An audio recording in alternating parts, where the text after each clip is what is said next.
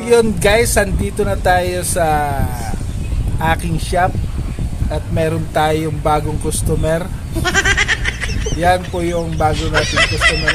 Bro, ano ba yung papagawa mo sa aking cellphone? Ano bang papagawa mo sa aking cellphone? Eh, wala ka namang papagawa yata ng cellphone. Ito bro, Ano ba yan? napulot ko lang. Ay, pagpapagawa! Ano ba ito? Baka kung saan galing lang ito, bro. Alam nyo guys, itong taong napakabait ito sa akin. No. Kaya ililibre ko na lang yung paggawa nitong cellphone na ito sa kanya.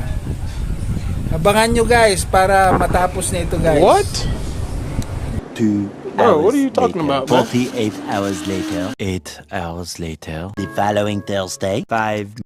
So yun guys, tapos na itong binaguhan na natin siya, ginawa na natin kanina Bilis mo. Ay. Ang bilis mo bro. A56 lang ang cellphone mabilis niya. ka pa sa Ginawa ko ng Redmi.